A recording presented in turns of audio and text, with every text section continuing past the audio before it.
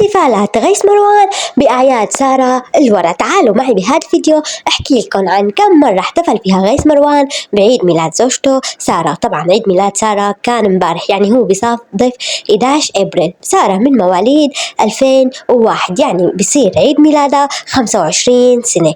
أولاً نتمنى لها كل عام وهي بألف خير ويوم سعيد يا رب، وإن شاء الله بتحقق كل أحلامها وكل طموحاتها، ونشوفها كل عيد ميلاد سعيدة ومبسوطة مع زوجها وعم يحتفلوا بهاي المناسبة. طبعاً سارة مواليد برج الحمل، وهذا شيء مبين على شخصيتها لسارة، طبعا لأنه سارة دمعتها كتير قريبة، بأي موقف بيصير معها بتصير دموعها تنزل وعم تبكي.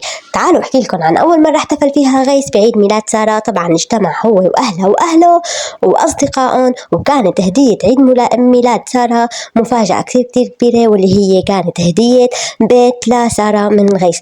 بعيد ميلادها الثاني كمان احتفل هو وأهله وأصدقائهم المشاهير وأهله طبعا بعيد ميلادها، وكان العيد على البحر، وكانت الأجواء كتير حلوة وكتير مميزة، وكانت سارة كتير مبسوطة. طبعا العيد الميلاد الثالث كان بسفرة على أفريقيا. طبعا سافروا هي وغيث واحتفلوا هنيك، وكان احتفالات كتير مميزة، خاصة انه في ناس هنيك احتفلوا معهم، وكتير كانت الاجواء كتير حلوة، يعني فرح ورقص، وكمان شافوا كل انواع الحيوانات. طبعا سارة بتعتبر انه هاي السفرة كتير حلوة. امبارح كان عيد ميلاد سارة ال25. طبعا غيث ما فوت الفرصة وكتب لك العام وانتي احلى شي بحياتي، انتي مو بس زوجتي، انتي الامان والراحة والسعادة، مبسوط بكل الايام اللي عشتها معك ويلي رح عيشها معك. وكمان شفنا عيلتها كلياتهم عايدوا سارة وعبروا لها عن حبهم الكبير إلها، وإنه هي من أكثر الناس داعمة لهم بحياتهم. طبعا ما شفنا مفاجأة غيث لسارة.